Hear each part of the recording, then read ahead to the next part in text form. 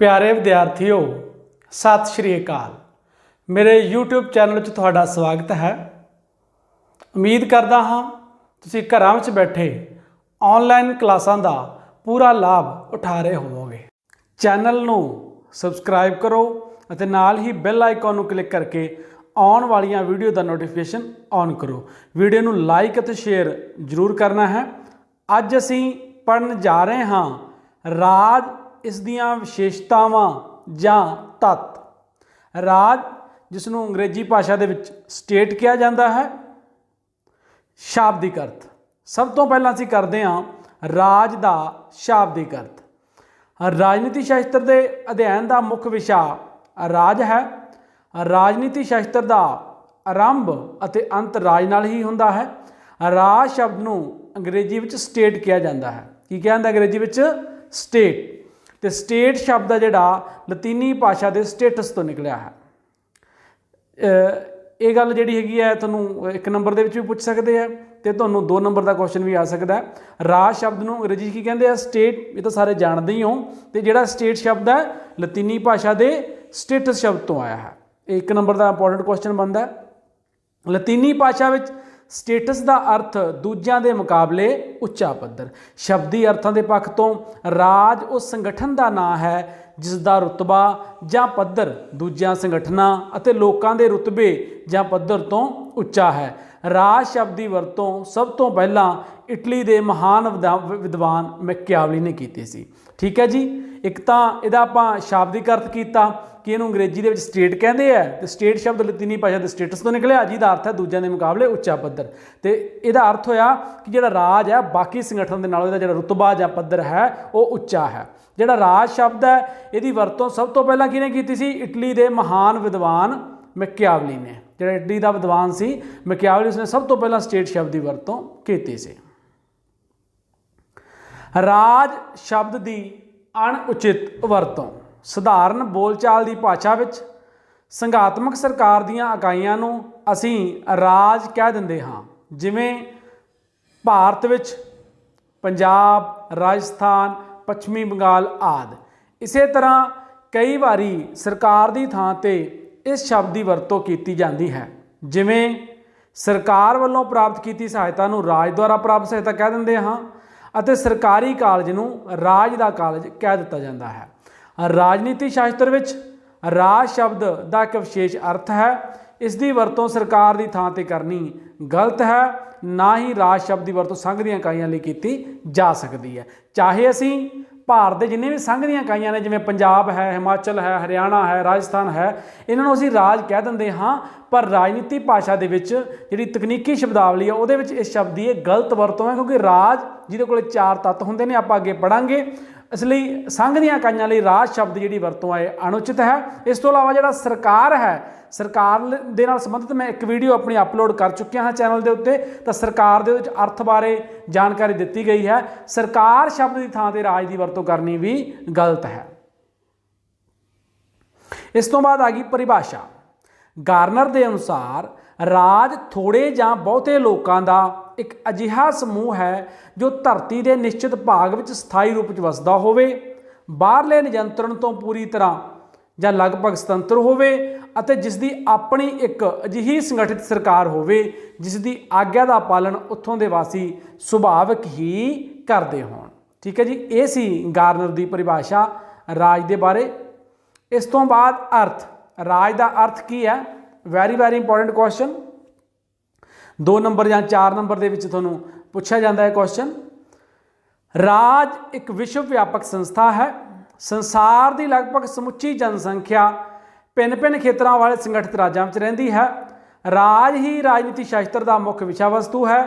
ਰਾਜ ਵਿਅਕਤੀਆਂ ਦਾ ਇੱਕ ਅਜਿਹਾ ਸੰਗਠਿਤ ਸਮੂਹ ਹੈ ਜੋ ਭੂਮੀ ਦੇ ਇੱਕ ਨਿਸ਼ਚਿਤ ਭਾਗ 'ਤੇ ਵਸਦਾ ਹੈ, ਜਿਸ ਦੀ ਆਪਣੀ ਸਰਕਾਰ ਹੈ ਤੇ ਜਿਸ ਕੋਲ ਅੰਦਰੂਨੀ ਅਤੇ ਬਾਹਰੀ ਪ੍ਰਭੂ ਸੱਤਾ ਹੈ। ਠੀਕ ਹੈ ਜੀ। ਮਹੱਤਵਪੂਰਨ ਗੱਲਾਂ ਅਸੀਂ ਇੱਕ ਵਾਰੀ ਫਿਰ ਤੋਂ ਨੋਟ ਕਰਦੇ ਹਾਂ ਕਿ ਇੱਕ ਵਿਸ਼ਵ ਵਿਆਪਕ ਸੰਸਥਾ ਹੈ ਤਾਂ ਪੂਰੇ ਵਿਸ਼ਵ ਦੇ ਵਿੱਚ ਰਾਜ ਨੇ। ਸੰਸਾਰ ਦੀ ਲਗਭਗ ਸਮੁੱਚੀ ਜਿਹੜੀ ਜਨਸੰਖਿਆ ਹੈ ਉਹ ਭਿੰਨ ਜਿਹੜੇ ਖੇਤਰਾਂ ਵਿੱਚ ਸੰਗਠਿਤ ਰਾਜਾਂ 'ਚ ਰਹਿੰਦੀ ਹੈ ਅਤੇ ਜਿਹੜਾ ਰਾਜ ਹੈ ਰਾਜਨੀਤੀ ਸ਼ਾਸਤਰ ਦੇ ਵਿਸ਼ੇ ਦਾ ਜਿਹੜਾ ਰਾਜਨੀਤੀ ਸ਼ਾਸਤਰ ਵਿਸ਼ਾ ਹੈ ਉਹਦਾ ਮੁੱਖ ਵਿਸ਼ਾ ਵਸਤੂ ਹੈ। ਰਾਜ ਅਜਿਹਾ ਸੰਗਠਿਤ ਸਮੂਹ ਹੈ ਜੋ ਇੱਕ ਭੂਮੀ ਦੇ ਨਿਸ਼ਚਿਤ ਭਾਗ ਤੇ ਵਸਦਾ, ਜਿਹਦੀ ਆਪਣੀ ਸਰਕਾਰ ਹੈ, ਜਿਹਦੇ ਕੋਲ ਆਪਣੀ ਪ੍ਰਭੂ ਸੱਤਾ ਹੈ। ਇਹਦੇ ਬਾਰੇ ਆਪਾਂ ਵਿਸਥਾਰ ਚ ਅੱਗੇ ਵੀ ਪੜਾਂਗੇ ਤੱਤਾਂ ਬਾਰੇ, ਪਰ ਅਰਥ ਬਾਰੇ ਇਹਨਾਂ ਜਾਣਨਾ ਤੁਹਾਡੇ ਲਈ ਬਹੁਤ ਹੀ ਜ਼ਰੂਰੀ ਹੈ। ਇਸ ਤੋਂ ਬਾਅਦ ਆਗੇ ਰਾਜ ਦੇ ਜ਼ਰੂਰੀ ਤੱਤ। ਰਾਜ ਦੇ 4 ਜ਼ਰੂਰੀ ਤੱਤ ਹੁੰਦੇ ਆ। ਥੱਲੇ ਫਿਗਰ ਦਿੱਤੀ ਗਈ ਹੈ, ਸਟੇਟ ਸੈਂਟਰ ਦੇ ਵਿੱਚ ਲਿਖਿਆ, ਚਾਰੇ ਉਹਦੇ ਪੁਆਇੰਟ ਆ ਜਿਹੜੇ ਉੱਥੇ ਉਹਨਾਂ ਦੇ ਤੱਤ ਲਿਖੇ ਗਏ ਆ, ਜਿਹੜੇ ਆਪਾਂ ਆਉਣ ਵਾਲੀਆਂ ਸਲਾਈਡਾਂ ਦੇ ਵਿੱਚ ਡਿਸਕਸ ਕਰਦੇ ਹਾਂ। ਰਾਜ ਲਈ 4 ਤੱਤ ਜ਼ਰੂਰੀ ਹਨ। ਤਾਂ ਸਭ ਤੋਂ ਮਹੱਤਵਪੂਰਨ ਜਿਹੜਾ ਤੁਹਾਡੇ ਲਈ ਸਵਾਲ ਹੈ, ਸਭ ਤੋਂ ਪਹਿਲਾਂ ਤਾਂ ਵੀ ਰਾਜ ਦੇ ਕਿੰਨੇ ਤੱਤ ਹੁੰਦੇ ਹਨ। ਤਾਂ ਰਾਜ ਦੇ 4 ਤੱਤ ਹੈ, ਚਾਰੇ ਜ਼ਰੂਰੀ ਹਨ। ਰਾਜ ਦੇ ਕਿੰਨੇ ਤੱਤ ਹੈ? 4 ਤੱਤ। ਇਹਨਾਂ ਵਿੱਚੋਂ ਜੇਕਰ ਇੱਕ ਵੀ ਤੱਤ ਨਾ ਹੋਵੇ ਤਾਂ ਬਾਕੀ 3 ਤੱਤ ਰਾਜ ਦਾ ਨਿਰਮਾਣ ਨਹੀਂ ਕਰ ਸਕਦੇ। ਇਹ ਤੱਤ ਇਸ ਪ੍ਰਕਾਰ ਹਨ। ਸਭ ਤੋਂ ਪਹਿਲਾਂ ਹੈ ਜੀ ਵਸੋਂ, ਨਿਸ਼ਚਿਤ ਭੂਮੀ, ਸਰਕਾਰ ਤੇ ਪ੍ਰਭੂ ਸੱਤਾ। ਪ੍ਰਭੂ ਸੱਤਾ 2 ਤਰ੍ਹਾਂ ਦੀ ਹੁੰਦੀ ਹੈ, ਇਹ ਵੀ ਇੰਪੋਰਟੈਂਟ ਕੁਐਸਚਨ ਹੈ। ਅੰਦਰੂਨੀ ਪ੍ਰਭੂ ਸੱਤਾ, ਬਾਹਰੀ ਪ੍ਰਭੂ ਸੱਤਾ, ਜਾਂ ਅੰਦਰਲੀ ਜਾਂ ਬਾਹਰੀ ਪ੍ਰਭੂ ਸੱਤਾ, 2 ਤਰ੍ਹਾਂ ਦੀ ਪ੍ਰਭੂ ਸੱਤਾ ਹੁੰਦੀ ਹੈ। ਤੇ ਅੱਜ ਅਸੀਂ ਹੁਣ ਅਗਲੀਆਂ ਸਲਾਈਡਾਂ ਦੇ ਵਿੱਚ ਅਸੀਂ ਇੱਕ ਇੱਕ ਕਰਕੇ ਸਾਰੇ ਤੱਤਾਂ ਦਾ ਜ਼ਿਕਰ ਕਰਦੇ ਹਾਂ, ਸਮਝਣ ਦੀ ਕੋਸ਼ਿਸ਼ ਕਰਦੇ ਹਾਂ ਇਹਨਾਂ ਨੂੰ। ਸਭ ਤੋਂ ਪਹਿਲਾਂ ਵਸੋਂ। ਵਸੋਂ ਜਿਵੇਂ ਕਿ ਨਾਂ ਤੋਂ ਹੀ ਸਪਸ਼ਟ ਹੈ, ਆਬਾਦੀ, ਮਨੁੱਖੀ ਵਸੋਂ। ਵਸੋਂ ਰਾਜ ਦਾ ਮਹੱਤਵਪੂਰਨ ਮਨੁੱਖੀ ਤੱਤ ਹੈ। ਇਸ ਤੋਂ ਬਿਨਾਂ ਰਾਜ ਦੀ ਸਥਾਪਨਾ ਦੀ ਕਲਪਨਾ ਵੀ ਨਹੀਂ ਕੀਤੀ ਜਾ ਸਕਦੀ। ਭਾਵੇਂ ਰਾਜ ਦੀ ਵਸੋਂ ਦੀ ਕੋਈ ਨਿਸ਼ਚਿਤ ਸੀਮਾ ਨਿਸ਼ਚਿਤ ਨਹੀਂ ਕੀਤੀ ਜਾ ਸਕਦੀ, ਪਰ ਲੋਕਾਂ ਦੇ ਜੀਵਨ ਨੂੰ ਸੁਖਮਈ ਬਣਾਉਣ ਲਈ ਜ਼ਰੂਰੀ ਹੈ ਕਿ ਰਾਜ ਦੀ ਵਸੋਂ ਨਾ ਤਾਂ ਬਹੁਤ ਜ਼ਿਆਦਾ ਹੋਣੀ ਚਾਹੀਦੀ ਹੈ ਤੇ ਨਾ ਹੀ ਬਹੁਤ ਥੋੜੀ।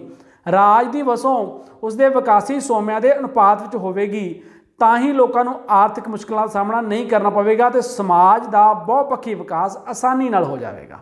ਠੀਕ ਹੈ ਜੀ, ਵਸੋਂ ਮਹੱਤਵਪੂਰਨ ਤੱਤ ਹੈ ਰਾਜ ਦਾ। ਇਹ ਤੋਂ ਬਿਨਾਂ ਰਾਜ ਦੀ ਸਥਾਪਨਾ ਨਹੀਂ ਹੋ ਸਕਦੀ, ਕਿਉਂਕਿ ਜੇ ਮਨੁੱਖ ਹੀ ਨਹੀਂ ਹੈ ਤਾਂ ਮਨੁੱਖਾਂ ਨੇ ਹੀ ਰਾਜ ਦਾ ਨਿਰਮਾਣ ਕਰਨਾ ਹੈ, ਤਾਂ ਫਿਰ ਰਾਜ ਦਾ ਨਿਰਮਾਣ ਨਹੀਂ ਹੋ ਸਕਦਾ ਗਾ। ਹਾਂ, ਇਹਦੀ ਨਿਸ਼ਚਿਤ ਸੀਮਾ ਕਿੰਨੀ ਹੋਵੇ, ਕਿੰਨੀ ਵਸੋਂ ਹੋਣੀ ਚਾਹੀਦੀ ਇੱਕ ਰਾਜ ਦੇ ਵਿੱਚ, ਇਹਦੀ ਕੋਈ ਪਰਿਭਾਸ਼ਾ ਨਹੀਂ ਦਿੱਤੀ ਜਾ ਸਕਦੀ। ਕੁਝ ਵਿਦਵਾਨਾਂ ਨੇ ਇਹਦੀ ਪਰਿਭਾਸ਼ਾ ਦੇਣ ਦੀ ਕੋਸ਼ਿਸ਼ ਕੀਤੀ ਸੀ ਕਿ ਜਿਹੜੀ ਪੁਰਾਣੇ ਸਮਿਆਂ ਦੇ ਵਿੱਚ ਕਿ ਇੰਨੀ ਵਸੋਂ ਜਿਹੜੀ ਆਈਡੀਅਲ ਹੈ, ਪਰ ਜੇ ਅੱਜ ਦੇ ਸਮੇਂ ਦੀ ਗੱਲ ਕਰੀਏ ਤਾਂ ਇਹਦੀ ਕੋਈ ਨਿਸ਼ਚਿਤ ਪਰਿਭਾਸ਼ਿਤ ਨਹੀਂ ਕੀਤਾ ਜਾ ਸਕਦਾ ਕਿ ਕਿੰਨੀ ਵਸੋਂ ਹੋਣੀ ਚਾਹੀਦੀ। ਹੁਣ ਭਾਰਤ ਦੀ ਵਸੋਂ ਜਿਹੜੀ ਉਹ ਬਹੁਤ ਜ਼ਿਆਦਾ ਹੈ, 134 ਕਰੋੜ ਦੇ ਲਗਭਗ ਹੈ। ਚੀਨ ਦੀ ਬਹੁਤ ਜ਼ਿਆਦਾ ਹੈ, ਔਰ ਬਹੁਤ ਸਾਰੇ ਦੇਸ਼ ਅਜਿਹੇ ਨੇ ਜਿੱਥੇ ਗਿਣਤੀ 100 ਹਜ਼ਾਰਾਂ ਜਾਂ ਲੱਖਾਂ ਤੱਕ ਹੀ ਸੀਮਿਤ ਹੋ ਜਾਂਦੀ ਹੈ। ਇਕੱਲੇ ਪੰਜਾਬ ਦੀ ਜਿਹੜੀ ਆਬਾਦੀ ਹੈ ਉਹ 3 ਕਰੋੜ ਦੇ ਲਗਭਗ ਹੋਣ ਵਾਲੀ ਹੈ। 2 ਕਰੋੜ 98 ਲੱਖ ਦੇ ਕਰੀਬ ਜਿਹੜੀ ਹੈ ਪਹੁੰਚ ਚੁੱਕੀ ਹੈ ਇਕੱਲੇ ਪੰਜਾਬ ਸੂਬੇ ਦੀ। ਤੇ ਜਿਹੜਾ ਆਸਟ੍ਰੇਲੀਆ ਦੇਸ਼ ਹੈ ਪੂਰਾ, ਉਹ ਪੂਰੇ ਦੇਸ਼ ਦੀ ਆਬਾਦੀ 2.5 ਕਰੋੜ ਹੈ। ਕੈਨੇਡਾ ਦੀ ਜਿਹੜੀ ਆਬਾਦੀ ਹੈ ਉਹ 3.5 ਕਰੋੜ ਹੈ। ਮਤਲਬ ਇਹ ਪੂਰੇ ਦੇਸ਼ ਦੀ ਆਬਾਦੀ ਹੈ ਔਰ ਇਕੱਲੇ ਪੰਜਾਬ ਦੀ ਆਬਾਦੀ ਦੇ ਬਰਾਬਰ ਹੀ ਉਹਨਾਂ ਦੀ ਆਬਾਦੀ ਹੈ। ਇਸ ਲਈ ਅਸੀਂ ਇਹਨੂੰ ਕੋਈ ਨਿਸ਼ਚਿਤ ਤੌਰ 'ਤੇ ਪਰਿਭਾਸ਼ਿਤ ਨਹੀਂ ਕਰ ਸਕਦੇ ਕਿ ਕਿਸੇ ਦੇਸ਼ ਦੀ ਆਬਾਦੀ ਕਿੰਨੀ ਹੋਣੀ ਚਾਹੀਦੀ ਹੈ। ਹਾਂ, ਨਾਲ ਇੱਕ ਗੱਲ ਜ਼ਰੂਰ ਹੈ ਕਿ ਲੋਕਾਂ ਦੇ ਜੀਵਨ ਨੂੰ ਸੁਖਮਈ ਬਣਾਉਣ ਦੇ ਲਈ ਜ਼ਰੂਰੀ ਹੈ ਕਿ ਵਸੋਂ ਜਿਹੜੀ ਹੈ ਉਹ ਉੱਥੋਂ ਦੇ ਵਿਕਾਸੀ ਸੋਮਿਆਂ ਦੇ ਅਨੁਪਾਤ 'ਚ ਹੋਵੇ। ਜੇ ਉੱਥੇ ਸੋਮੇ ਬਹੁਤ ਜ਼ਿਆਦਾ ਨੇ ਤਾਂ ਵਸੋਂ ਜ਼ਿਆਦਾ ਵੀ ਹੋ ਸਕਦੀ ਹੈ, ਤੇ ਜੇ ਸੋਮੇ ਬਹੁਤ ਘੱਟ ਨੇ ਤੇ ਵਸੋਂ ਬਹੁਤ ਜ਼ਿਆਦਾ ਹੋਏਗੀ ਤਾਂ ਲੋਕਾਂ ਦਾ ਜਿਹੜਾ ਗੁਜ਼ਾਰਾ ਉਹ ਸੰਭਵ ਨਹੀਂ ਹੋ ਪਾਏਗਾ। ਲੋਕ ਆਪਣੇ ਆਪ ਨੂੰ ਜਿਹੜਾ ਵਿਕਸਿਤ ਨਹੀਂ ਕਰ ਪਾਉਣਗੇ ਜਾਂ ਆਪਣਾ ਜਿਹੜਾ ਜੀਵਨ ਉਹਨੂੰ ਸੁਖਮਈ ਨਹੀਂ ਬਣਾ ਪਾਉਣਗੇ। ਇਸ ਲਈ ਉੱਥੋਂ ਦੇ ਵਿਕਾਸੀ ਸੋਮੇ ਦੇ ਅਨੁਸਾਰ ਹੋਣੀ ਚਾਹੀਦੀ ਹੈ। ਹੁਣ ਆਪਣੇ ਦੇਸ਼ ਦੀ ਗੱਲ ਕਰੀਏ ਤਾਂ ਬਹੁਤ ਜ਼ਿਆਦਾ ਆਬਾਦੀ ਹੈ, ਇਸੇ ਕਰਕੇ ਨੌਕਰੀਆਂ ਦੀ ਵੀ ਤੋਟ ਰਹਿੰਦੀ ਹੈ, ਚੀਜ਼ਾਂ ਦੀ ਵੀ ਤੋਟ ਰਹਿੰਦੀ ਹੈ, ਰਸ਼ ਰਹਿੰਦਾ ਹੈਗਾ। ਇਸ ਲਈ ਜਿਹੜੀ ਸੋਮਿਆਂ ਦੀ ਲੁੱਟ ਨੂੰ ਲੈ ਕੇ ਜਿਹੜਾ ਹੈਗਾ ਸੰਘਰਸ਼ ਜ਼ਿਆਦਾ ਚੱਲਦਾ ਰਹਿੰਦਾ ਹੈਗਾ। ਲੋਕਾਂ ਨੂੰ ਜ਼ਿਆਦਾ ਕੰਮ ਕਰਕੇ ਵੀ ਜਿਹੜਾ ਹੈਗਾ ਵਧੀਆ ਜੀਵਨ ਗੁਜ਼ਰ ਨਹੀਂ ਹੋ ਪਾਉਂਦਾ ਗਾ। ਤਾਂ ਇਹ ਸਾਰਾ ਕਿਉਂ ਹੈ? ਰਿਸੋਰਸਿਸ ਘੱਟ ਨੇ, ਵਿਕਾਸੀ ਸੋਮੇ ਘੱਟ ਹੈ, ਪਰ ਆਬਾਦੀ ਬਹੁਤ ਜ਼ਿਆਦਾ ਹੈ। ਇਸ ਲਈ ਜਿਹੜੀ ਵਸੋਂ ਹੈ ਉਹਦੇ ਜ਼ਰੂਰੀ ਹੈ ਕਿ ਉਹ ਦੇਸ਼ ਦੇ ਵਿਕਾਸੀ ਸੋਮਿਆਂ ਦੇ ਅਨੁਸਾਰ ਹੋਵੇ। ਅਗਲਾ ਤੱਤ ਹੋ ਗਿਆ ਜੀ ਨਿਸ਼ਚਿਤ ਭੂਮੀ ਜਾਂ ਇਲਾਕਾ। ਰਾਜ ਲਈ ਨਿਸ਼ਚਿਤ ਭੂਮੀ ਦਾ ਹੋਣਾ ਜ਼ਰੂਰੀ ਹੈ। ਖਾਨਾਬਦੋਸ਼ ਉਹ ਲੋਕ ਜਿਹੜੇ ਜਿਵੇਂ ਆਪਾਂ ਦੇਖਦੇ ਹਾਂ ਕਿ ਗੱਡਿਆਂ ਦੇ ਉੱਤੇ ਲੋਕ ਇੱਕ ਜਗ੍ਹਾ ਤੋਂ ਦੂਜੀ ਜਗ੍ਹਾ ਮੂਵ ਕਰਦੇ ਰਹਿੰਦੇ ਨੇ, ਉਹ ਕਿਸੇ ਇੱਕ ਜਗ੍ਹਾ 'ਤੇ ਟਿਕਦੇ ਨਹੀਂ, ਉਹਨਾਂ ਨੂੰ ਖਾਨਾਬਦੋਸ਼ ਕਹਿੰਦੇ ਆ। ਖਾਨਾਬਦੋਸ਼ ਲੋਕ ਜਿਹੜੇ ਇੱਕ ਥਾਂ ਤੋਂ ਦੂਜੀ ਥਾਂ 'ਤੇ ਘੁੰਮਦੇ ਰਹਿੰਦੇ ਹਨ, ਉਹ ਰਾਜ ਦਾ ਨਿਰਮਾਣ ਨਹੀਂ ਕਰ ਸਕਦੇ। ਉਹਨਾਂ ਦਾ ਭਾਵੇਂ ਕੋਈ ਸ਼ਾਸਕ ਵੀ ਹੁੰਦਾ ਹੈ, ਰਸਮੋ ਰਿਵਾਜ ਵੀ ਹੁੰਦੇ ਹਨ, ਪਰ ਉਸ ਨੂੰ ਰਾਜ ਨਹੀਂ ਕਿਹਾ ਜਾ ਸਕਦਾ ਜਦ ਤੱਕ ਕਿ ਉਹ ਕਿਸੇ ਨਿਸ਼ਚਿਤ ਭੂਮੀ 'ਤੇ ਵਸ ਨਾ ਗਏ ਹੋਣ। ਰਾਜ ਦੇ ਨਿਰਮਾਣ ਲਈ ਕਿੰਨੀ ਭੂਮੀ ਦੀ ਲੋੜ ਹੈ, ਇਸ ਬਾਰੇ ਅਸੀਂ ਕੋਈ ਸੀਮਾ ਨਿਸ਼ਚਿਤ ਨਹੀਂ ਕਰ ਸਕਦੇ, ਕਿਉਂਕਿ ਸੰਸਾਰ ਵਿੱਚ ਵੱਡੇ ਰਾਜ ਵੀ ਹਨ ਅਤੇ ਛੋਟੇ ਰਾਜ ਵੀ ਹਨ। ਜਿਵੇਂ ਰੂਸ ਦਾ ਖੇਤਰਫਲ ਜਿਹੜਾ ਹੈਗਾ ਉਹ 86 ਲੱਖ ਵਰਗ ਮੀਲ ਹੈ ਅਤੇ ਸਾਨ ਮਰੀਨੋ ਦਾ ਖੇਤਰਫਲ 90 ਵਰਗ ਮੀਲ ਹੈ। ਜਿਸ ਤਰੀਕੇ ਨਾਲ ਅਸੀਂ ਪਹਿਲਾਂ ਵਸੋਂ ਦੀ ਗੱਲ ਕੀਤੀ ਸੀ, ਉਸੇ ਤਰੀਕੇ ਦੇ ਨਾਲ ਨਿਸ਼ਚਿਤ ਭੂਮੀ ਦਾ ਹੋਣਾ ਵੀ ਰਾਜ ਦੇ ਲਈ ਬਹੁਤ ਹੀ ਜ਼ਰੂਰੀ ਹੈ, ਕਿਉਂਕਿ ਰਾਜ ਦੀਆਂ ਆਪਣੀਆਂ ਹੱਦਾਂ ਹੁੰਦੀਆਂ, ਆਪਣੀ ਸੀਮਾ ਹੁੰਦੀ ਹੈ। ਉਸ ਹੱਦਾਂ ਦੇ ਵਿੱਚ, ਉਸ ਬਾਉਂਡਰੀ ਦੇ ਵਿੱਚ ਉਹ ਨਿਸ਼ਚਿਤ ਭੂਮੀ 'ਤੇ ਵਸੇ ਗਏ ਲੋਕਾਂ ਨੂੰ ਹੀ ਰਾਜ ਦਾ ਨਿਰਮਾਣ ਕਰ ਸਕਦੇ ਆ। ਉਹਦੇ ਨਾਲ ਹੀ ਵਸੋਂ ਵਾਂਗੂ ਹੀ ਰਾਜ ਲਈ ਕਿੰਨੀ ਭੂਮੀ ਦੀ ਲੋੜ ਹੈ, ਇਹਦੇ ਬਾਰੇ ਵੀ ਕੋਈ ਸੀਮਾ ਨਹੀਂ, ਕਿਉਂਕਿ ਸਾਡੇ ਕੋਲੇ ਹੁਣ ਭਾਰਤ ਹੈ, ਚੀਨ ਹੈ, ਰਸ਼ੀਆ ਹੈ, ਅਮਰੀਕਾ, ਕੈਨੇਡਾ, ਆਸਟ੍ਰੇਲੀਆ, ਇਹਨਾਂ ਦੇਸ਼ਾਂ ਕੋਲੇ ਬਹੁਤ ਜ਼ਿਆਦਾ ਜਿਹੜੀ ਜ਼ਮੀਨ ਹੈ, ਬਹੁਤ ਜ਼ਿਆਦਾ ਏਰੀਆ ਹੈ। ਅਤੇ ਨਾਲ ਹੀ ਉਹਨੇ ਐਗਜ਼ਾਮਪਲ ਦਿੱਤੀ ਹੈ ਕਿ ਸਾਨ ਮਰੀਨੋ ਦੇਸ਼ ਦੀ, ਉੱਥੋਂ ਦਾ ਖੇਤਰਫਲ ਜਿਹੜਾ ਸਿਰਫ 90 ਵਰਗ ਮੀਲ ਹੈ। ਇਸ ਤਰ੍ਹਾਂ ਛੋਟੇ ਛੋਟੇ ਦੇਸ਼ ਵੀ ਹੈਗੇ ਆ, ਪਰ ਇਹ ਸਾਰੇ ਸਮਾਨਤਾ 'ਤੇ ਆਧਾਰਿਤ ਹੈ। ਇਹ ਨਹੀਂ ਕਿ ਛੋਟੇ ਦੇਸ਼ ਜਿਹੜਾ ਹੈਗਾ ਉਹਨੂੰ ਘੱਟ ਅਧਿਕਾਰ ਨੇ, ਵੱਡੇ ਦੇਸ਼ ਨੂੰ ਜ਼ਿਆਦਾ ਨੇ। ਸਾਰੇ ਦੇਸ਼ ਰਾਜ ਨੇ, ਕਿਉਂਕਿ ਉਹਨਾਂ ਕੋਲ 4 ਤੱਤ ਨੇ। ਤਾਂ ਭੂਮੀ ਜਿਹੜੀ ਹੈ ਉਹ ਜਿਹੜੀ ਹੈ ਛੋਟੀ ਘੱਟ ਵੱਧ ਹੋ ਸਕਦੀ ਹੈ, ਜਾਂ ਕੋਈ ਦੇਸ਼ ਛੋਟਾ ਹੋ ਸਕਦਾ ਹੈ, ਜਾਂ ਕਿਸੇ ਦੇਸ਼ ਕੋਲ ਜ਼ਿਆਦਾ ਖੇਤਰ ਹੋ ਸਕਦਾ ਹੈ। ਇਹਦੇ ਬਾਰੇ ਵੀ ਕੋਈ ਨਿਸ਼ਚਿਤ ਨਹੀਂ ਕੀਤਾ ਜਾ ਸਕਦਾ। ਇਸ ਤੋਂ ਬਾਅਦ ਹੈ ਜੀ ਸਮੁੰਦਰੀ ਤੱਟ ਅਤੇ ਹਵਾਈ ਮੰਡਲ ਵੀ ਭੂਮੀ ਵਿੱਚ ਸ਼ਾਮਲ ਹਨ। ਹੁਣ ਭੂਮੀ ਦੇ ਵਿੱਚ ਸਿਰਫ ਜਿਹੜੀ ਭੂਮੀ ਦੇ ਉੱਤੇ ਅਸੀਂ ਰਹਿ ਰਹੇ ਹਾਂ, ਜ਼ਮੀਨ ਦੇ ਉੱਤੇ, ਉਹੀ, ਜਾਂ ਉਹਦੇ ਨਾਲ ਸਮੁੰਦਰ ਲੱਗਦਾ ਹੈ ਉਹਦਾ ਕੀ ਹੋਏਗਾ, ਜਾਂ ਜਿਹੜਾ ਉੱਪਰ ਵਾਯੂਮੰਡਲ ਹੈ ਉਹਦੇ ਬਾਰੇ ਕੀ ਖਿਆਲ ਹੈ। ਤਾਂ ਉਹਦੇ ਬਾਰੇ ਕੀ ਖਿਆਲ ਹੈ, ਰਾਜ ਦੇ ਨਿਸ਼ਚਿਤ ਇਲਾਕੇ ਵਿੱਚ ਕੇਵਲ ਉੱਥੋਂ ਦੀ ਧਰਤੀ ਹੀ ਸ਼ਾਮਲ ਨਹੀਂ, ਸਗੋਂ ਨਾਲ ਲੱਗਦੇ ਸਮੁੰਦਰੀ ਤੱਟ ਅਤੇ ਰਾਜ ਉੱਪਰਲਾ ਵਾਯੂਮੰਡਲ ਵੀ ਸ਼ਾਮਲ ਹੁੰਦਾ ਹੈ। ਜਿੱਥੋਂ ਤੱਕ ਸਮੁੰਦਰੀ ਸੀਮਾਵਾਂ ਦਾ ਸੰਬੰਧ ਹੈ, ਵੱਖ-ਵੱਖ ਰਾਜਾਂ ਨੇ ਇਸ ਸੰਬੰਧੀ ਵੱਖ-ਵੱਖ ਨਿਯਮ ਬਣਾਏ ਹਨ। ਕਈ ਰਾਜਾਂ ਦੇ ਅਨੁਸਾਰ ਇਹ ਸਮੁੰਦਰ ਦੇ ਕੰਢੇ ਤੋਂ 3 ਮੀਲ ਦੂਰ, ਕੁਝ ਦੂਸਰੇ ਰਾਜਾਂ ਦੇ ਅਨੁਸਾਰ 6 ਮੀਲ ਅਤੇ ਕੁਝ ਇਸ ਨੂੰ 12 ਮੀਲ ਤੱਕ ਮੰਨਦੇ ਹਨ। ਇਨ੍ਹਾਂ ਹੱਦਾਂ ਅੰਦਰ ਹਰੇਕ ਰਾਜ ਨੂੰ ਆਪਣੀ ਰੱਖਿਆ ਕਰਨ ਦਾ ਪੂਰਾ ਅਧਿਕਾਰ ਹੈ। ਇਸੇ ਤਰ੍ਹਾਂ ਵਾਯੂਮੰਡਲ ਦੀਆਂ ਸੀਮਾਵਾਂ ਵੀ ਅੰਤਰਰਾਸ਼ਟਰੀ ਕਾਨੂੰਨ ਅਨੁਸਾਰ ਨਿਸ਼ਚਿਤ ਕਰ ਲਈਆਂ ਜਾਂਦੀਆਂ ਹਨ। ਵਾਯੂਮੰਡਲ ਜਿਹੜਾ ਹੈ ਰਾਜ ਦੇ ਉੱਪਰਲਾ, ਉਹ ਵੀ ਉਸ ਦੇਸ਼ ਦਾ ਵਾਯੂਮੰਡਲ ਹੁੰਦਾ ਹੈ। ਔਰ ਜਿਹੜੀਆਂ ਸਮੁੰਦਰ ਦੀਆਂ ਸੀਮਾਵਾਂ ਨੇ ਉਹਦੇ ਬਾਰੇ ਆਪਾਂ ਪੜ੍ਹ ਹੀ ਚੁੱਕੇ ਹਾਂ। ਕੁਝ ਦੇਸ਼ 3 ਮੀਲ, ਕੁਝ ਦੇਸ਼ 6 ਅਤੇ ਕੁਝ 12 ਮੀਲ ਮੰਨਦੇ ਹਨ। ਇਸ ਤੋਂ ਬਾਅਦ ਹੈ ਜੀ ਤੀਸਰਾ ਤੱਤ ਰਾਜ ਦਾ ਸਰਕਾਰ। ਕਿਸੇ ਨਿਸ਼ਚਿਤ ਇਲਾਕੇ ਵਿੱਚ ਵਸਦੇ ਲੋਕਾਂ ਦਾ ਸਮੂਹ ਤਦ ਤੱਕ ਰਾਜ ਨਹੀਂ ਖਵਾ ਸਕਦਾ ਜਦ ਤੱਕ ਉਹਨਾਂ ਨੂੰ ਕੋਈ ਆਪਣੀ ਸਰਕਾਰ ਨਾ ਹੋਵੇ। ਸਰਕਾਰ ਹੀ ਅਜਿਹਾ ਸੰਗਠਨ ਹੈ ਜਿਸ ਦੁਆਰਾ ਰਾਜ ਦੀਆਂ ਇੱਛਾਵਾਂ ਨੂੰ ਪੂਰਾ ਕੀਤਾ ਜਾ ਸਕਦਾ ਹੈ। ਕਿਸੇ ਰਾਜ ਸਰਕਾਰ ਦਾ ਕੋਈ ਵੀ ਰੂਪ ਹੋ ਸਕਦਾ ਹੈ। ਅੱਜ ਕੱਲ੍ਹ ਵੱਖ-ਵੱਖ ਦੇਸ਼ਾਂ ਵਿੱਚ ਸਰਕਾਰ ਦੇ ਵੱਖ-ਵੱਖ ਰੂਪ ਹਨ। ਜਿਵੇਂ ਭਾਰਤ ਅਤੇ ਇੰਗਲੈਂਡ ਵਿੱਚ ਸੰਸਦੀ ਸਰਕਾਰ ਹੈ, ਅਮਰੀਕਾ ਵਿੱਚ ਪ੍ਰਧਾਨਗੀ ਸਰਕਾਰ ਹੈ। ਇਸੇ ਤਰ੍ਹਾਂ ਭਾਰਤ ਵਿੱਚ ਸੰਘਾਤਮਕ ਸਰਕਾਰ ਅਤੇ ਇੰਗਲੈਂਡ ਵਿੱਚ ਇਕਾਤਮਕ ਸਰਕਾਰ ਹੈ। ਇਸ ਲਈ ਅਸੀਂ ਇਸ ਸਿੱਟੇ 'ਤੇ ਪੁੱਜਦੇ ਹਾਂ ਕਿ ਸਰਕਾਰ ਦਾ ਚਾਹੇ ਕੋਈ ਵੀ ਰੂਪ ਹੋਵੇ, ਪਰੰਤੂ ਰਾਜ ਵਿੱਚ ਸਰਕਾਰ ਦਾ ਹੋਣਾ ਬਹੁਤ ਜ਼ਰੂਰੀ ਹੈ, ਕਿਉਂਕਿ ਸਰਕਾਰ ਹੀ ਹੈ ਜਿਹੜੀ ਰਾਜ ਦੀ ਇੱਛਾ ਨੂੰ ਪ੍ਰਗਟਾਉਂਦੀ ਹੈ। ਜਿਹੜੀ ਸਰਕਾਰ ਹੀ ਹੈ ਜਿਹੜੀ ਅਜਿਹਾ ਸੰਗਠਨ ਹੈ ਜਿਹੜਾ ਰਾਜ ਦੀਆਂ ਇੱਛਾਵਾਂ ਨੂੰ ਪੂਰਾ ਕਰਦਾ ਹੈ। ਸਰਕਾਰ ਦੀਆਂ ਕਿਸਮਾਂ ਕੋਈ ਵੀ ਹੋ ਸਕਦੀਆਂ, ਚਾਹੇ ਸਾਡੇ ਲੋਕਤੰਤਰੀ ਵਿਵਸਥਾ ਹੈ, ਪਰ ਫਿਰ ਵੀ ਸਰਕਾਰ ਦੀਆਂ ਬਹੁਤ ਸਾਰੀਆਂ ਕਿਸਮਾਂ ਹਨ ਜਿਹਦੇ ਬਾਰੇ ਆਪਾਂ ਜ਼ਿਕਰ ਕੀਤਾ। ਤਾਂ ਸਰਕਾਰ ਦੀ ਕੋਈ ਵੀ ਕਿਸਮ ਹੋਵੇ, ਪਰ ਸਰਕਾਰ ਦਾ ਹੋਣਾ ਬਹੁਤ ਜ਼ਰੂਰੀ ਹੈ। ਅਗਲਾ ਚੌਥਾ ਤੱਤ ਆ ਗਿਆ ਜੀ ਪ੍ਰਭੂ ਸੱਤਾ। ਪ੍ਰਭੂ ਸੱਤਾ ਇੰਪੋਰਟੈਂਟ, ਸਾਰੇ ਹੀ ਵੈਸੇ ਤਾਂ ਇੰਪੋਰਟੈਂਟ ਹੈ, ਪਰ ਪ੍ਰਭੂ ਸੱਤਾ ਪੇਪਰਾਂ 'ਚ ਬਹੁਤ ਵਾਰ ਪੁੱਛਿਆ ਜਾਂਦਾ ਹੈ। ਤਾਂ ਪ੍ਰਭੂ ਸੱਤਾ ਕੀ ਹੈ? ਸਭ ਤੋਂ ਪਹਿਲਾਂ ਪ੍ਰਭੂ ਸੱਤਾ ਸ਼ਬਦ ਲਤੀਨੀ ਭਾਸ਼ਾ ਦੇ ਸ਼ਬਦ ਸੁਪਰਨੇਸ ਸ਼ਬਦ ਤੋਂ ਲਿਆ ਗਿਆ। ਕਿਹੜੀ ਭਾਸ਼ਾ ਤੋਂ? ਲਤੀਨੀ ਤੋਂ। ਲਤੀਨੀ ਭਾਸ਼ਾ ਦੇ ਕਿਹੜੇ ਸ਼ਬਦ ਤੋਂ? ਸੁਪਰਨੇਸ ਤੋਂ, ਕਿਉਂਕਿ ਇੰਗਲਿਸ਼ 'ਚ ਇਹਨੂੰ ਕਹਿੰਦੇ ਸੋਵਰਨਿਟੀ। ਇੰਗਲਿਸ਼ 'ਚ ਪ੍ਰਭੂ ਸੱਤਾ ਨੂੰ ਕੀ ਕਹਿੰਦੇ ਆ? ਸੋਵਰਨਿਟੀ। ਤਾਂ ਸੋਵਰਨਿਟੀ ਤੋਂ ਪ੍ਰਭੂ ਸੱਤਾ, ਤਾਂ ਸੋਵਰਨਿਟੀ ਸ਼ਬਦ ਲਿਆ ਗਿਆ ਲਤੀਨੀ ਭਾਸ਼ਾ ਤੋਂ, ਲਤੀਨੀ ਭਾਸ਼ਾ ਦੇ ਸੁਪਰਨੇਸ ਸ਼ਬਦ ਤੋਂ, ਜਿਹਦਾ ਅਰਥ ਹੈ ਸਰਵਉੱਚ ਸੱਤਾ, ਅਰਥਾਤ ਬਾਕੀ ਸਾਰੀਆਂ ਸੱਤਾ ਦੇ ਨਾਲੋਂ ਉੱਚੀ, ਬਾਕੀ ਸਾਰੀਆਂ ਸੰਸਥਾਵਾਂ ਦੇ ਨਾਲੋਂ ਉੱਚੀ। ਪ੍ਰਭੂ ਸੱਤਾ ਰਾਜ ਦਾ ਬਹੁਤ ਮਹੱਤਵਪੂਰਨ ਤੱਤ ਹੈ। ਪ੍ਰਭੂ ਸੱਤਾ ਦੇ 2 ਰੂਪ ਹਨ। ਇਹ ਵੀ ਬਹੁਤ ਵਾਰ ਪੁੱਛ ਲਿਆ ਜਾਂਦਾ ਹੈ, ਪ੍ਰਭੂ ਸੱਤਾ ਦੇ ਕਿੰਨੇ ਰੂਪ ਹਨ? 2, ਅੰਦਰਲੀ ਪ੍ਰਭੂ ਸੱਤਾ, ਬਾਹਰਲੀ ਪ੍ਰਭੂ ਸੱਤਾ। ਤਾਂ ਹੁਣ ਅਸੀਂ ਪੜ੍ਹਦੇ ਹਾਂ ਪਹਿਲਾਂ ਅੰਦਰਲੀ ਪ੍ਰਭੂ ਸੱਤਾ। ਅੰਦਰਲੀ ਪ੍ਰਭੂ ਸੱਤਾ ਦਾ ਅਰਥ ਇਹ ਹੈ ਕਿ ਰਾਜ ਆਪਣੇ ਅੰਦਰ ਵਸਦੇ ਸਭ ਵਿਅਕਤੀਆਂ ਅਤੇ ਸੰਸਥਾਵਾਂ ਤੋਂ ਉੱਪਰ ਹੈ ਅਤੇ ਸਾਰਿਆਂ ਲਈ ਰਾਜ ਦੀ ਆਗਿਆ ਦਾ ਪਾਲਣ ਕਰਨਾ ਜ਼ਰੂਰੀ ਹੈ। ਜੋ ਵਿਅਕਤੀ ਰਾਜ ਦੀ ਆਗਿਆ ਦਾ ਪਾਲਣ ਨਹੀਂ ਕਰਦਾ, ਰਾਜ ਉਸ ਨੂੰ ਦੰਡ ਦੇਣ ਦੀ ਸ਼ਕਤੀ ਰੱਖਦਾ ਹੈ। ਅਰਥਾਤ ਰਾਜ ਦੇ ਅੰਦਰ ਕੋਈ ਵੀ ਹੋਰ ਸੰਸਥਾ ਅਜਿਹੀ ਨਹੀਂ ਜਿਹੜੀ ਰਾਜ ਤੋਂ ਉੱਪਰ ਹੋਵੇ। ਸਭ ਤੋਂ ਸ਼ਕਤੀਸ਼ਾਲੀ ਕੌਣ ਹੈ? ਰਾਜ। ਸਭ ਤੋਂ ਉੱਪਰ ਕੌਣ ਹੈ? ਰਾਜ, ਕਿਉਂਕਿ ਰਾਜ ਕੋਲ ਪ੍ਰਭੂ ਸੱਤਾ ਹੈ। ਇਸ ਲਈ ਸਾਰੀਆਂ ਸੰਸਥਾਵਾਂ ਨੂੰ ਜਿਹੜਾ ਰਾਜ ਦੀ ਆਗਿਆ ਦਾ ਪਾਲਣ ਕਰਨਾ ਜ਼ਰੂਰੀ ਹੈ। ਜੇ ਕੋਈ ਆਗਿਆ ਦਾ ਪਾਲਣ ਨਹੀਂ ਕਰਦਾ ਤਾਂ ਉਹਨੂੰ ਰਾਜ ਉਸ ਨੂੰ ਦੰਡ ਦੇਣ ਦੀ ਸ਼ਕਤੀ ਰੱਖਦਾ ਹੈ, ਔਰ ਇਹ ਦੰਡ ਦੇਣ ਦੀ ਸ਼ਕਤੀ ਹੋਰ ਕਿਸੇ ਸੰਸਥਾ ਕੋਲ ਨਹੀਂ ਹੁੰਦੀ, ਸਿਰਫ ਤਾਂ ਸਿਰਫ ਰਾਜ ਕੋਲ ਹੁੰਦੀ ਹੈ। ਬਾਹਰਲੀ ਪ੍ਰਭੂ ਸੱਤਾ। ਇਸ ਤਰ੍ਹਾਂ ਰਾਜ ਦੀ ਬਾਹਰਲੀ ਪ੍ਰਭੂ ਸੱਤਾ ਦਾ ਅਰਥ ਬਾਹਰ ਦੇ ਕੰਟਰੋਲ ਤੋਂ ਸੁਤੰਤਰਤਾ ਹੈ। ਜੇਕਰ ਕੋਈ ਰਾਜ ਦੂਸਰੇ ਰਾਜ ਦੇ ਅਧੀਨ ਹੈ ਅਤੇ ਉਹ ਆਪਣੇ ਬਾਹਰਲੇ ਕੰਟਰੋਲ ਤੋਂ ਸੁਤੰਤਰ ਨਹੀਂ ਹੈ ਤਾਂ ਉਸ ਨੂੰ ਰਾਜ ਨਹੀਂ ਕਿਹਾ ਜਾ ਸਕਦਾ। ਜਿਸ ਰਾਜ ਕੋਲ ਆਪਣੀਆਂ ਨੀਤੀਆਂ ਦਾ ਨਿਰਮਾਣ ਕਰਨ ਦੀ ਪੂਰਨ ਸੁਤੰਤਰਤਾ ਹੁੰਦੀ ਹੈ ਅਤੇ ਜਿਹੜਾ ਰਾਜ ਕਿਸੇ ਬਾਹਰਲੀ ਤਾਕਤ ਜਾਂ ਦੇਸ਼ ਦਾ ਕੋਈ ਆਦਰਸ਼ ਆਪਣੀ ਇੱਛਾ ਵਿਰੁੱਧ ਮੰਨਣ ਲਈ ਪਾਬੰਦ ਨਹੀਂ ਹੁੰਦਾ, उस राज कोल बाहरली प्रभुसत्ता की होंद हुंदी है।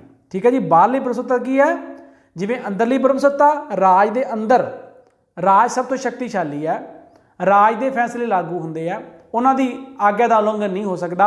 उस तरह बाहरली प्रभुसत्ता का अर्थ है कि राज उपर बाहर तो कोई भी जी संस्था या कोई होर देश कंट्रोल नहीं कर सकता। राज अपने फैसले आप लेंदा है, अपन नीतियों का निर्माण आप करता है। कोई भी बाहरली ताकत देश या कोई भी आदर्श जिहड़ा है वो अपनी इच्छा के विरुद्ध मनण लई पाबंद नहीं हुंदागा, उहनूं कहंदे आ बाहरली प्रभुसत्ता। ये सी राज के 4 तत्त।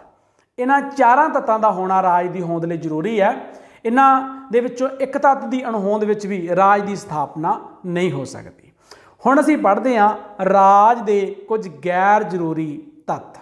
स्थिरता, क्योंकि ये ना भी होण तो राज की होंद होंदी है, और 4 के बिना तो राज की होंद स्थापित नहीं हो सकती कि 4 का होना जरूरी है। पर यह तत्त भी बहुत बार होंदे है, पर इन्हां तत्तां का होना जरूरी नहीं है। राज सदा स्थाई हुंदा है। स्थिरता इसका एक महत्वपूर्ण तत्त है। जेकर एक राज किसी दूसरे राज की भूमि को अपने में शामिल कर लवे तो दूसरे राज की प्रभुसत्ता समाप्त हो जाएगी। इस तरह हारे हुए राज के लोग उस राज के मैंबर बन जाएंगे जिसने उन्होंने राज की प्रभुसत्ता समाप्त करके उसकी भूमि को अपने में शामिल कर लिया है। भाव यह है कि प्रभुसत्ता समाप्त होने के नाल राज का नाम मिट सकता है, परंतु उसके लोग किसी ना किसी राज के मैंबर जरूर बने रहते हैं। ध्यान ना समझ लो इस गल। स्थिरता, स्थिरता का अर्थ है कि राज खत्म नहीं हुंदागा।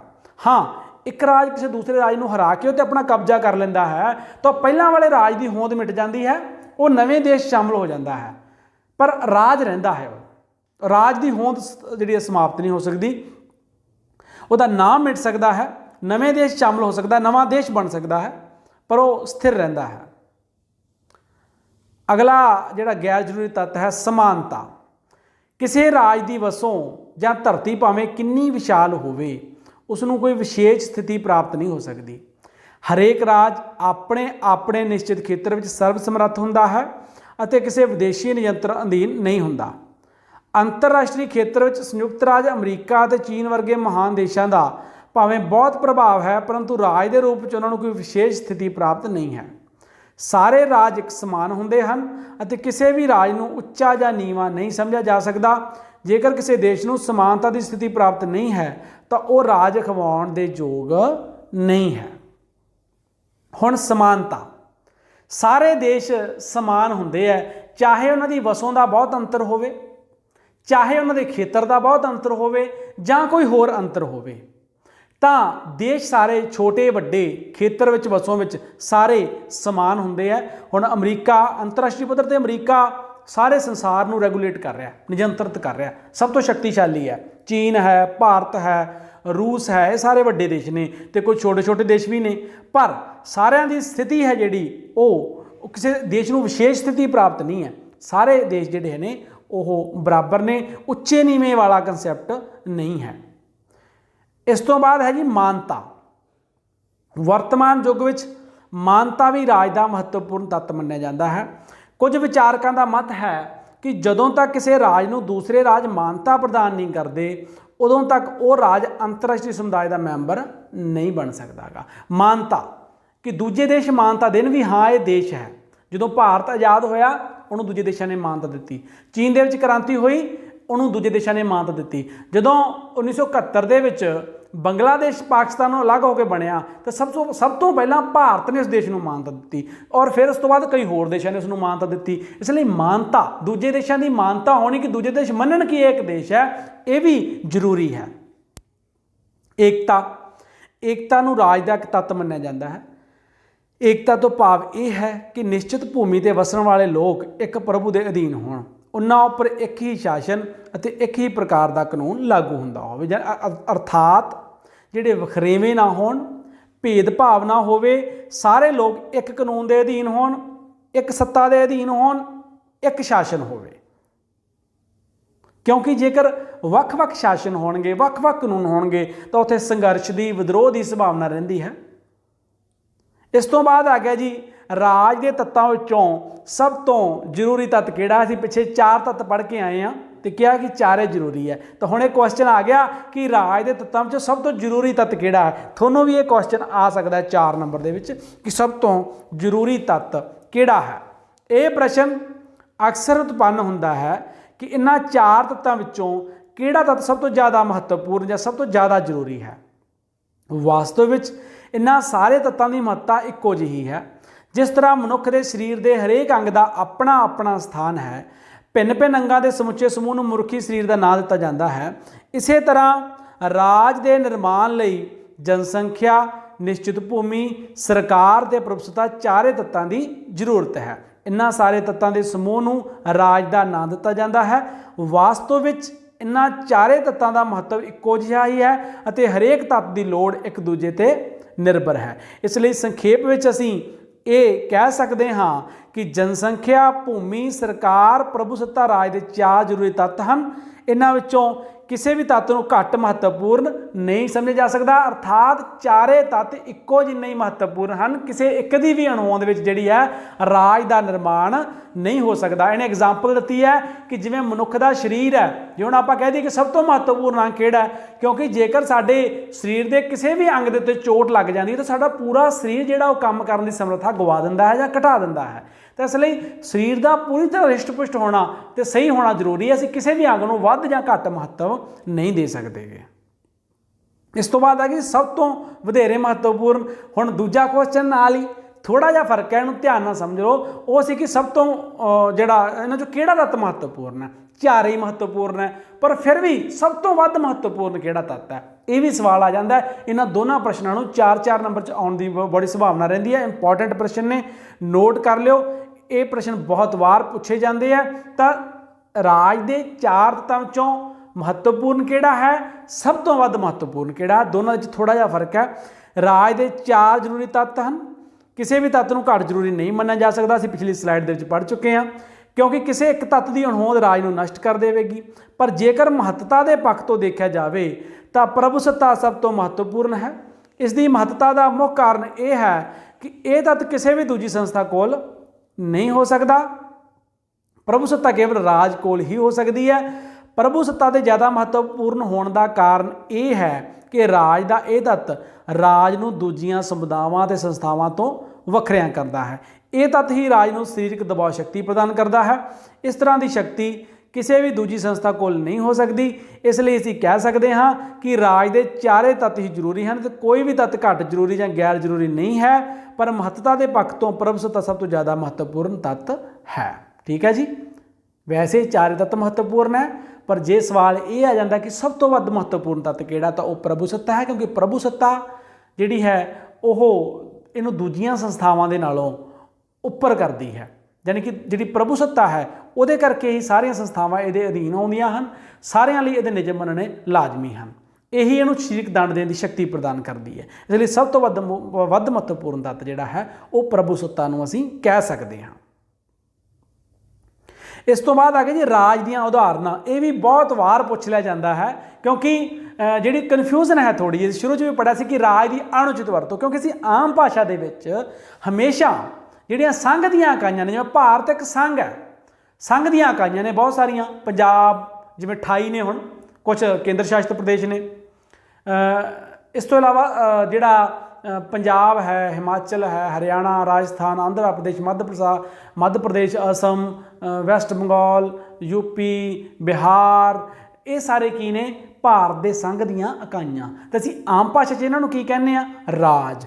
इसलिए ये क्वेश्चन बहुत ही महत्वपूर्ण हो जाता और विद्यार्थी बहुत बारी कन्फ्यूज भी हो जाते हैं कि पंजाब भी तो राज ही है, पर जे राजनीतिक जिहड़ी भाषा है, जिहड़ी राजनीति शास्त्र विषय की तकनीकी भाषा है, उहदे अनुसार ये वरतों उचित नहीं है।